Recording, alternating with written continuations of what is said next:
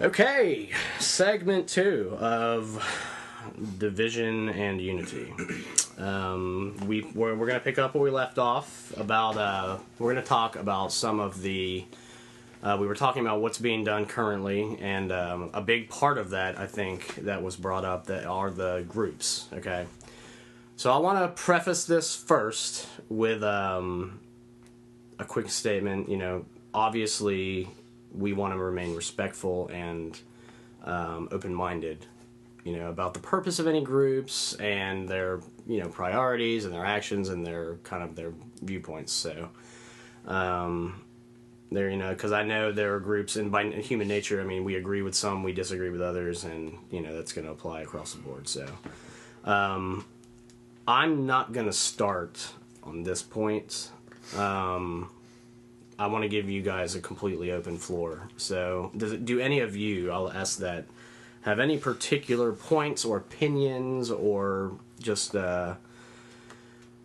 anecdotes or anything about groups, special interest groups, or anything in particular?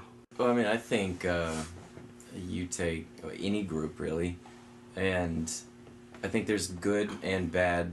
Yeah, there's both sides to all of them. I think their groups are really good at getting the word out and informing, you know, other people and bringing awareness to things that a lot of people may not think about, may not see the same way. So I think in that aspect it's great that they can work out. But I think at the same time, a lot of these groups, or I think what comes from what they're doing, it spreads a little bit of hate. That I can see. Let me quickly interject to say, the main question, I think, to keep in mind when we talk about this is, does the existence of whatever group, insert group name, do they contribute meaningfully to this whole purpose of creating unity? Or do they have a positive net effect on society? Or do they create more of or do they exacerbate the negativity, and do they just magnify it by existing as a special interest group, which is fundamentally separating yourself from the collective? Now that's the question that I would like to consider. So let me say that. So you mentioned all groups have a good and a bad, right? So I'm intentionally here, just devil's advocate, direct that in a controversial way. So apply that logic to the Ku Klux Klan. Mm-hmm. How would you say? Because in that case, when we're talking about perspective, you got a group of guys who believe they're doing the right thing. They truly think that that's right. The way. So tell me, collectively, as in terms of of society, you know, that's the bottom line here. How would they positively affect the unification of society, and how would they negatively affect? It's a loaded question. So, no. That's, you know. We're getting serious. Those are some I'm going to learn some things about Johnny here in a second, y'all. Yeah. Listeners, you're, yeah, I don't... Pull out the stops, Johnny. First off, I do not agree with them whatsoever. I mean, I guess if... God, this is such a question. So... You can rewind and take back that statement if you don't believe they have a positive effect.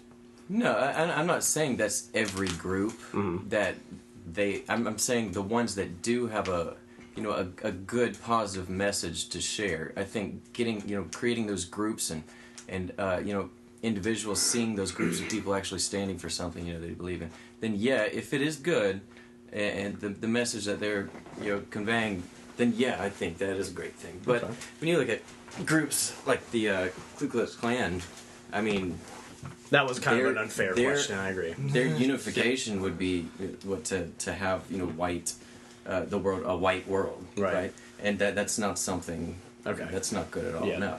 But, so you're saying, their whole philosophy is just totally, it's messed up. Yeah. Okay. It is. So give me some examples then of these good groups you're referring to. Well, I mean, you look at any science. Just in the realm of science, there's so many different groups out there that spread these positive messages. Yeah. And I agree with that. Even just any group that looks at things and they don't they don't damn you for having a different opinion than other people.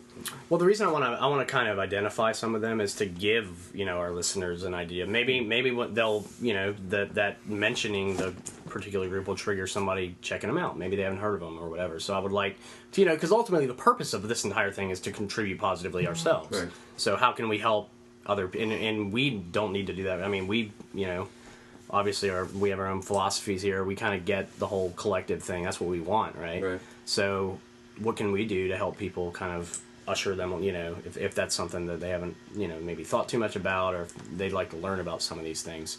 So I think pointing these groups out is a good idea, Oh, yeah. So if you guys think of things as this conversation develops, then by all means, give them a shout out. But what else? Anything else, Johnny, you think about the... I apologize for leading you into a trap there. Yeah, that's all right. No, I mean, I'd like to hear what Will thinks on this one. On yeah, Ku Klux Klan?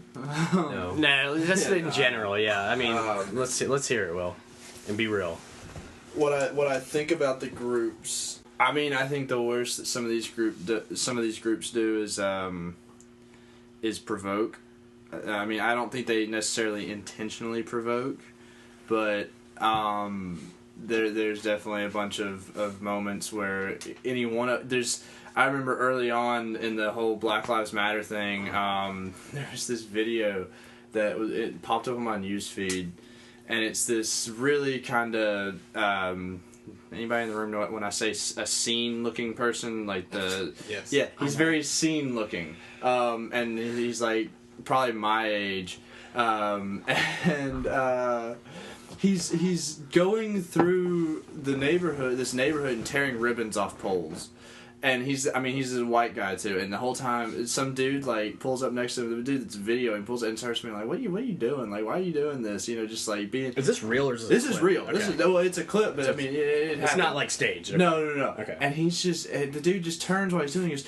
He starts yelling, "Black Lives Matter too, Black Lives," and and the dude in the car is just like he's on the all lives matter side, He's like, well, they all matter, like and so it's the little moments like that where you have just your outraged person who's just for no reason going through causing some sort of harm to something that someone else has done. Like, what good does that do? It does no good, but I mean, in that instance, it doesn't necessarily do any bad either. It's just like one more crazy to watch on Facebook one day, But there are the moments where, like, people get beat to death or shot or... But how does that contribute? I mean, if you're in a group, right, fundamentally, you should want to legitimize and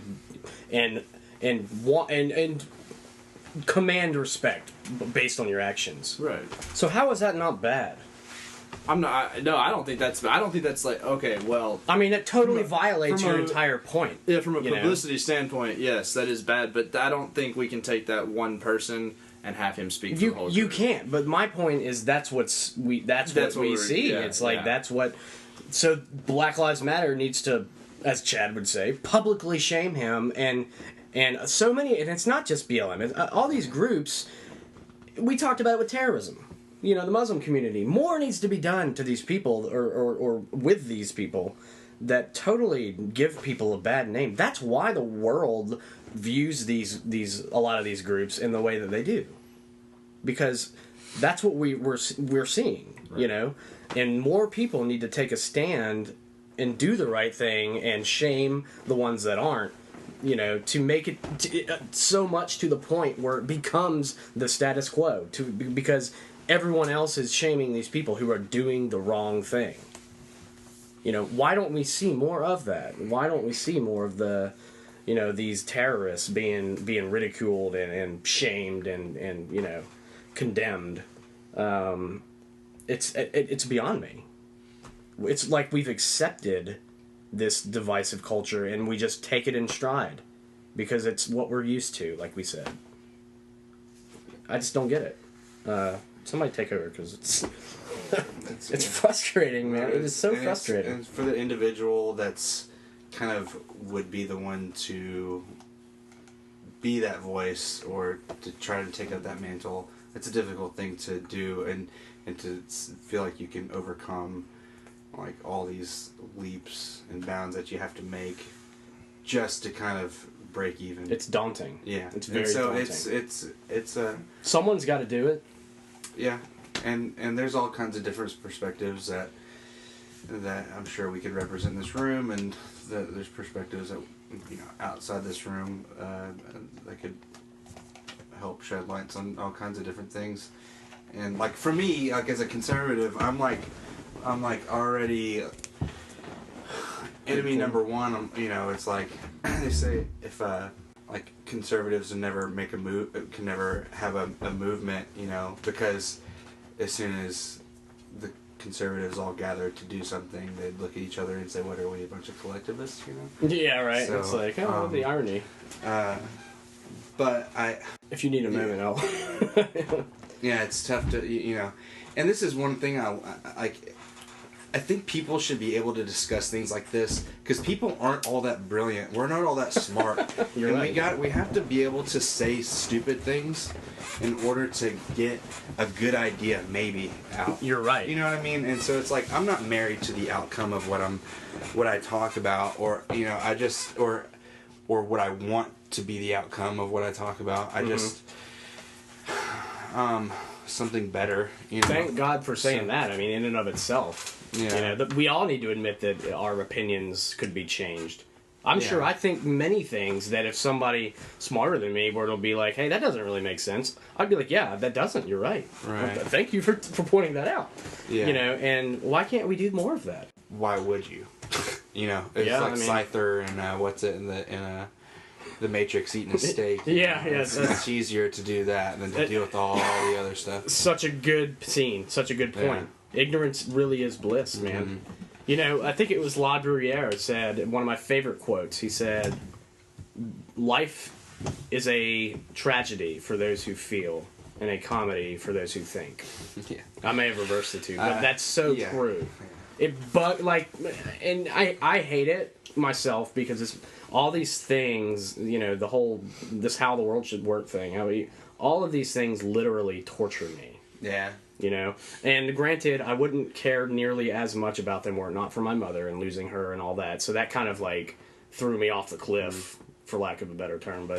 But it's so frustrating to see the world just crumble right in front of our faces and to see nothing hardly being done. Or at least if there are things being done, we're not hearing about it because the ways in what we're fed are feeding us the crap, And I think a lot of this, and we have an episode we're gonna talk about conspiracy and social control. A lot of this really boils down to the powers that be and how society truly is controlled from its highest points. I don't think the world functions the way that 99.9% of people think it functions. Yeah. I'm willing to be the villain here. Just kind of, I already am by just default. I would not agree with that. But. I think at least anybody listening that knows who I am, it's just kind of already. I've just kind of come to the point where it's just like I can't appease enough somebody that is going to think of me in a certain light anyways. So then whatever. I might as well just embrace who I am. Just, I agree. As stupid or as ignorant as I might be. Well, you're not. We don't think you're stupid. Well, hence, thank you. You're our guest. I hope. Yeah. It's so polite of me. They're not our guests, so feel better there. But I only use Black Lives Matter just because it's the easiest example to use. It's so in front of us. It's just been a big deal, and so it's been a real big social issue, and a part of just me as a person who doesn't and for preface this by saying I never bought into the whole all lives matter thing, or I didn't like that as a response. I felt like that was kind of tacky.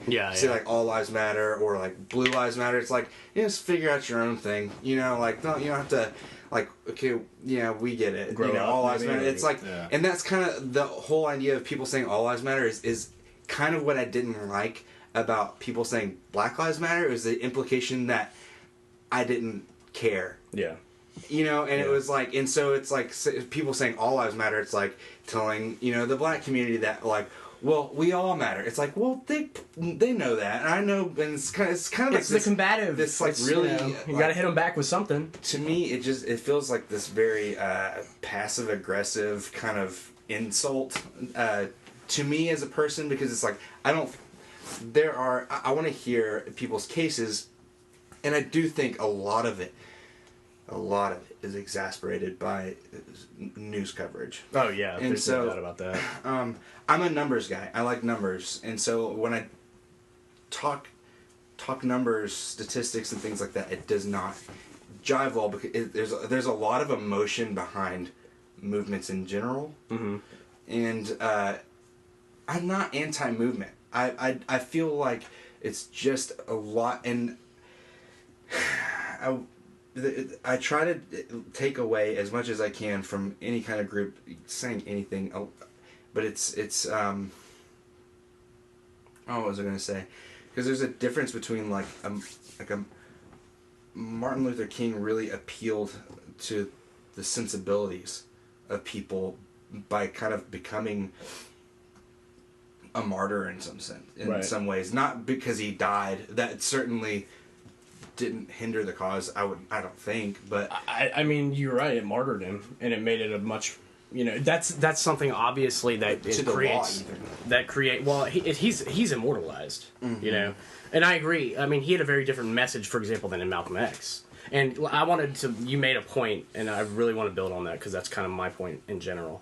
You said you're anti-movement. I completely agree, and my whole reason for asking you guys about these groups.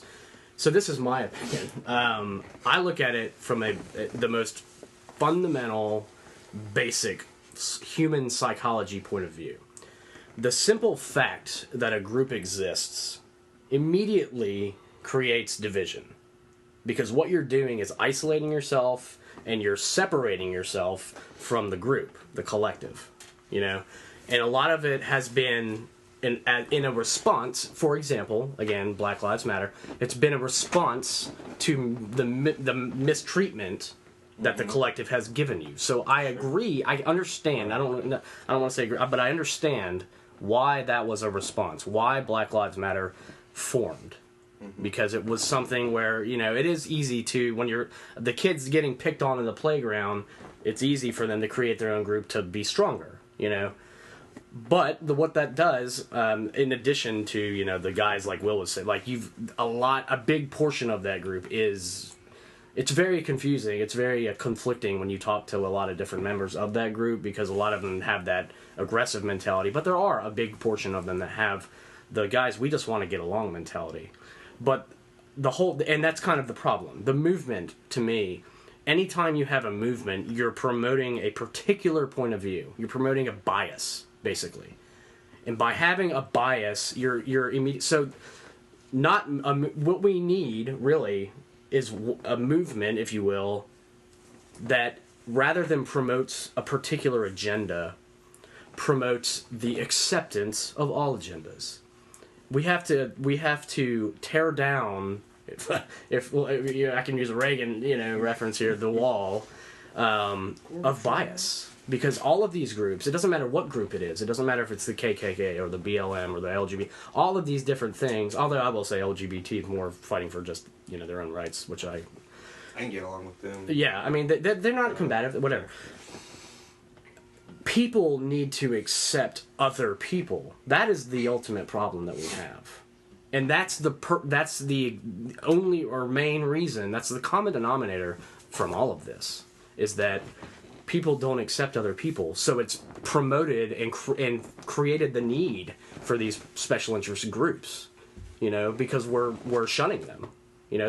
And it's not even there isn't a we. It's everyone does it. You know, we all do it, and that just has to stop. And that's the biggest thing that we can try to even tackle. That's literally a instinctual problem, which I'm not sure if that's even something that will ever be overcome. I don't have a problem with groups getting together and looking out for each other. Like, I don't have inherently an idea or a problem with people getting together. And it's the zero-sum game that people tend to play.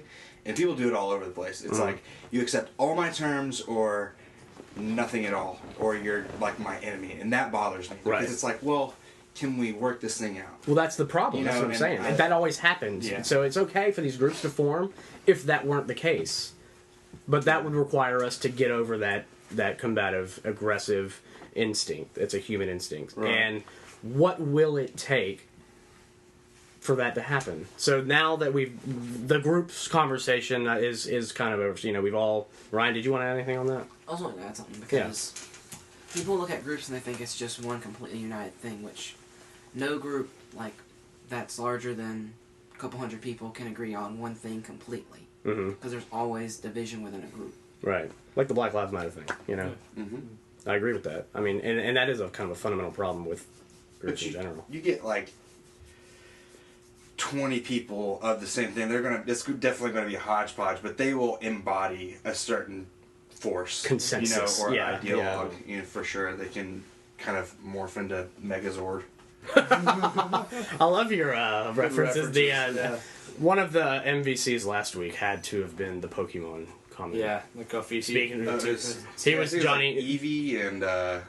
Yeah, that's a good one. And I don't know a CO one, but Johnny, you haven't listened to the episode, but he was like, "There's 3 ways that a Kofifi could have manifested." One, what was the first one he said?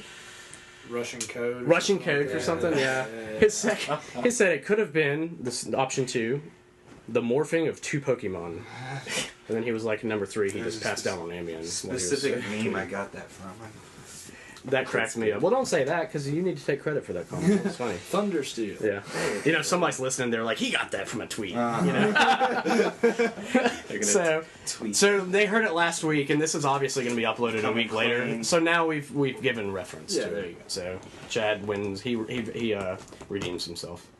But yeah. So anyway, all of you guys gave your own points of view. John, we all talked about our own opinions of groups.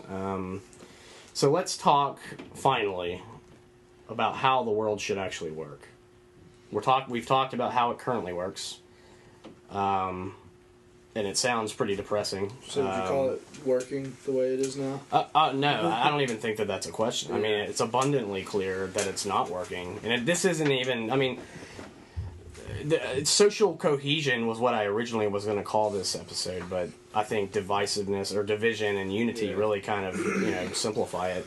So, and again, I don't want to answer this because this is what, like I said, this is what my book is about. Like if it worked out the way I've written it in the story, like that would be awesome, But I hate it because I would, to explain it would spoil the entire thing. But so what do you guys think? I mean, what do you think what could be done differently?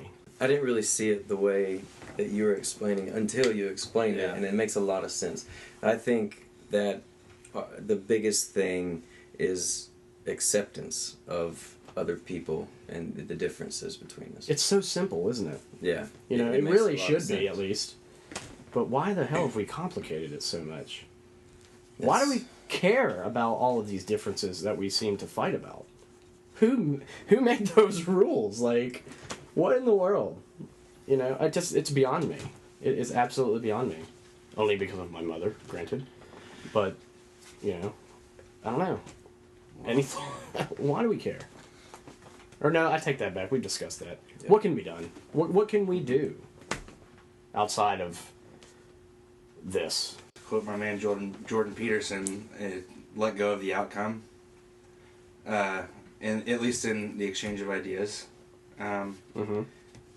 That's one thing that in these kinds of conversations, it's to be vulnerable. Yeah. Is to kind of, I don't want to sit here and talk about Black Lives Matter. I don't at all. I would rather just tiptoe right around that. But, hey. But that's what we're trying to avoid with this conversation, though. Right. Because you're right, everyone wants to tiptoe around things that people really want to talk about. Yeah. So, I have my thoughts. If somebody else has their thoughts, I let go of the outcome of whether, of this kind of rigid idea of what I have and still kind of believing that right and wrong exists. I don't like throwing that out because then it's just, it's like, I could I could go watch. I don't know. I'm trying to think of a movie where somebody kills their father, you know, and there's this whole overarching Gladiator. Right, yeah. So I could go watch Gladiator and come away with the idea like, okay, the message in that was to kill your father. Right. Right. Or I could. If you want to be the emperor, I mean, you know. Yeah. Right. So like that's kind of. I don't like that. I don't. That's what Yeah. kind of I feel like saying there's no right or wrong. So. But you know, having a conversation, letting go of the outcome. I think Opening okay. myself up to other people. Y'all obviously are up next, but just to comment on what you're saying, Chad, I think that's an excellent way to put it because I mean, if you're letting go, the whole reason why do people argue to begin with? To convince people that they're wrong, right? To produce an outcome. So if you don't care about the outcome, then you don't care to argue. That kind of deflates it, instantly. I think at some primal level we do it to get so we can be proved wrong. Like So you're like testing, Catch Me If You we're Can. validating our own opinions by Yeah. testing if there's a better one. You're saying right. that's a good way to look at it, And but I don't think it comes necessarily out that agree. way. Yeah, sure. Maybe I'm wrong, but like in But Catch that's Me definitely if you can. I don't know if you've seen the movie or. I read, have. It's been a long time. At the very end, he says, spoiler alert, but he says, You haven't seen it by now. I'm not coming after you this time. And it was this whole idea was like he was running because he needed somebody to chase him. Yeah. And he just said, I'm not coming after you. So it was like, the whole idea of if you're playing hide and seek is you're hiding so to figure out if you're worth being found. That's right? it's On like some- it's like the scene when it's like the kids playing hide and seek, and then the one guy that like kind of gets it on the playground is like, guys, why are we chasing him? Yeah. And he's like, this doesn't. But yeah, you're right. When nobody else cares to chase him, You're it's just like sitting there he's not hiding gonna anyways. be right. Yeah, it's sad. like when yeah, that's a good point. But I mean, what do you guys think about that? That's a good point. Like, why people argue to test that their opinions are right? What do you guys think about that? That would require the flexibility, though, to admit when one's wrong, right? Right. I think it's more of a subconscious thing. I don't know. Okay, so And it's this like is a very raw idea too. That's a very interesting It's idea. interesting That's why idea. I'm I like so it. intrigued by it. That's definitely a good. That makes you think. It Yeah. does, yeah. Yeah.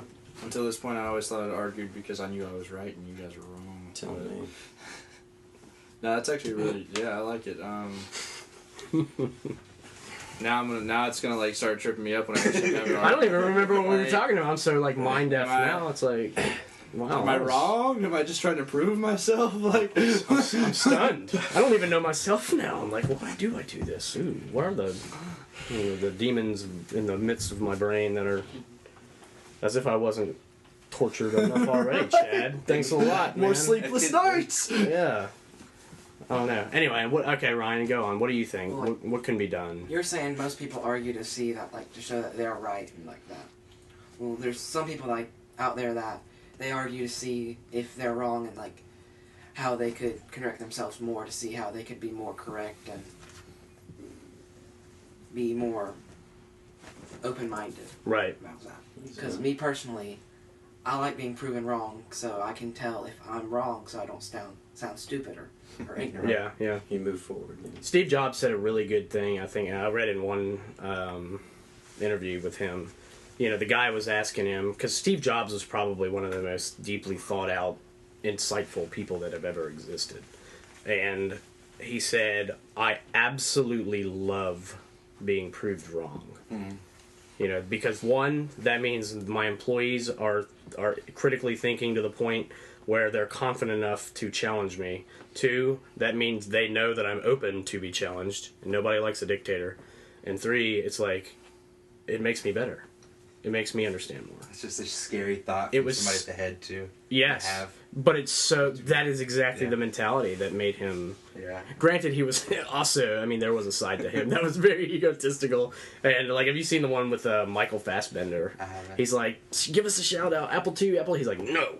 Like, all Seth Rogen is asking for is a shout out. He's on the team that developed the Apple II, he's promoting a different product.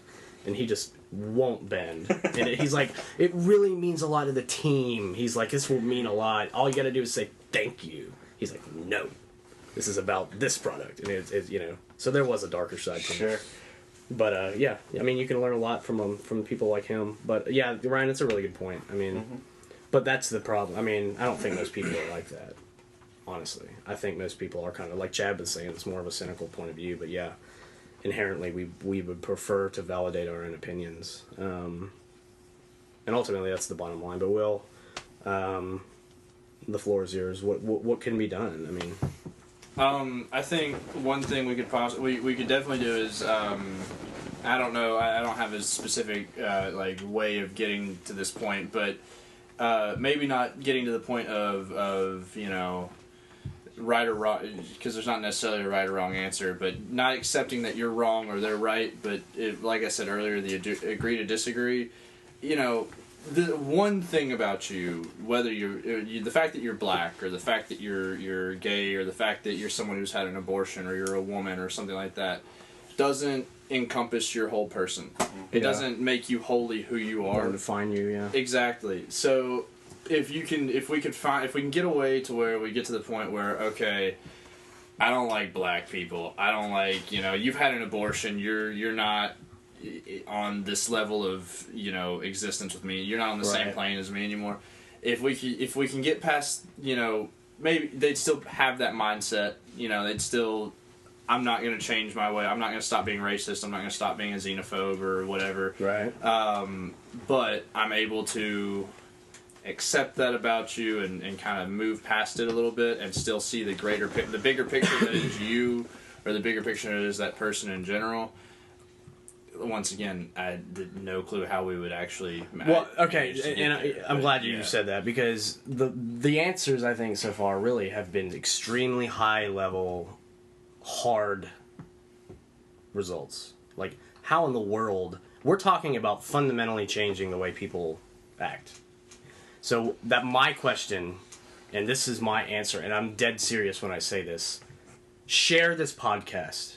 Get this dialogue, exposure. Because how do we achieve that end result? And I'm not even saying, in a perfect world, everyone would be in this room talking about this. Mm-hmm. I could not care less about us getting exposure as much as the concept and idea of how the world should work getting exposure. That is the only thing that will ever even begin to create progress. Open-mindedness, Ryan, you said it. That is the point. That is the theme. Be open-minded. Get over yourself. You know, and I say that to all of us. And accept people. Yeah, Johnny. How hard can that really be? You know? Mm-hmm. Yeah. And I probably sound like a jerk right now, but I'm being dead serious because I care that much about it. Yeah. I cannot stand how little we accept each other and how much we condemn each other and hate each other because they're different, because they don't agree with us.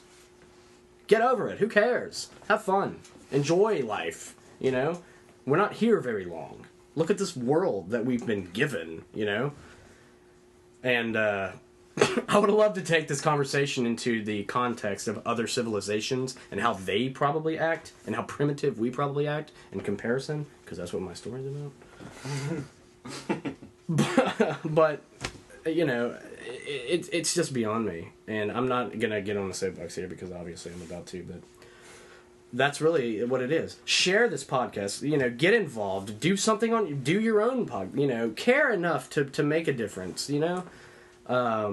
Volunteer, do the right things, you know, and if it gets enough, you know, to the critical mass enough where it becomes, I mean, whatever you want to call it, and it will literally change our reality, you know.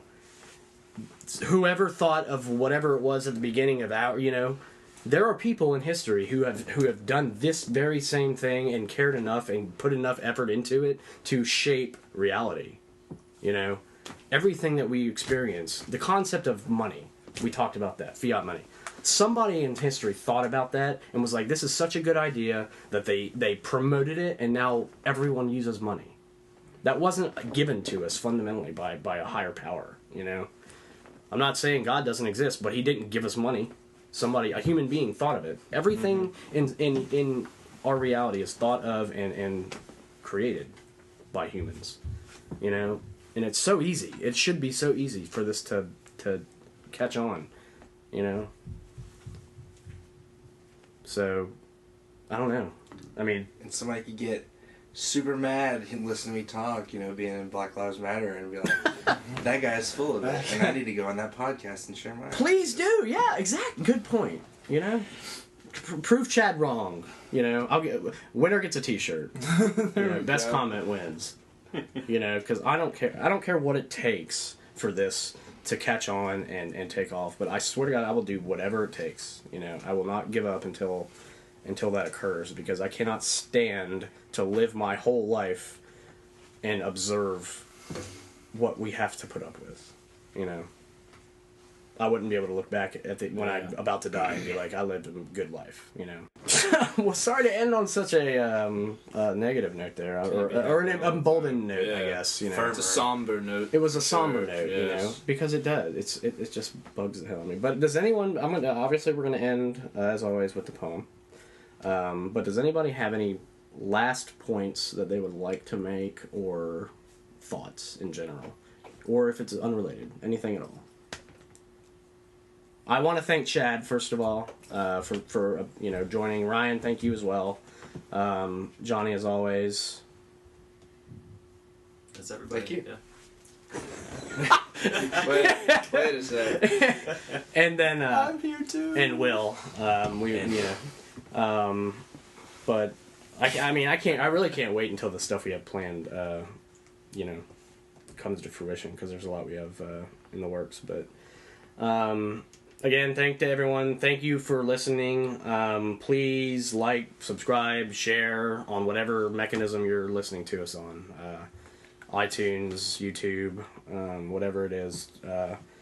Get involved, spread this message, and let's change the world, shall we? So we're going to end with the poem. And the title, as aforementioned, is Perspective.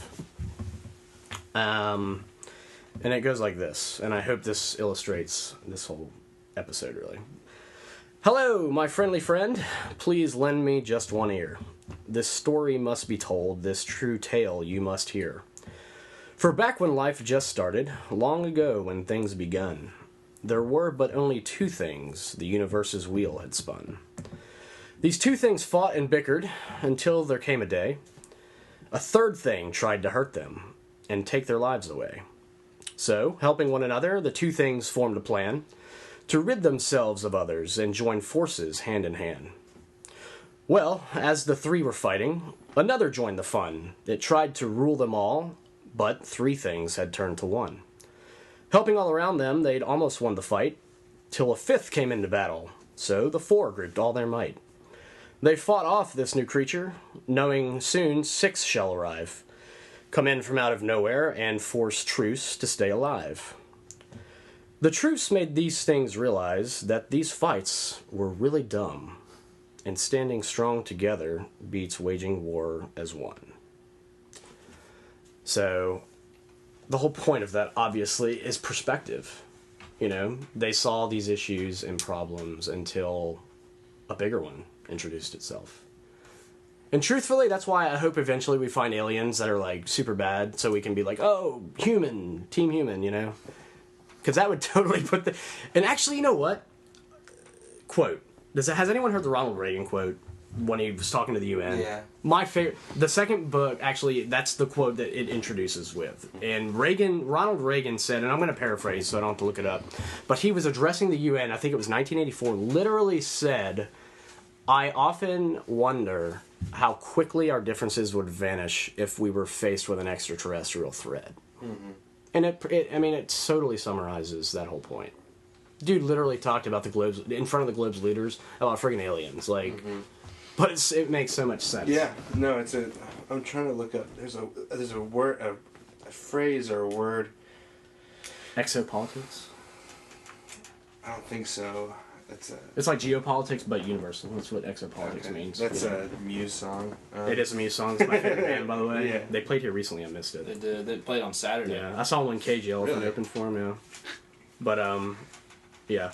So, again, listeners, thank you so much for tuning in.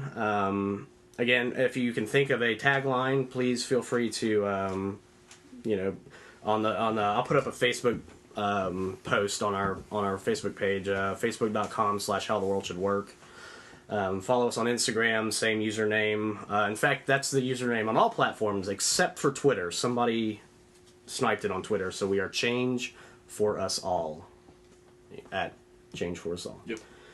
Again, thank you for tuning in to How the World Should Work, and we will see you next week.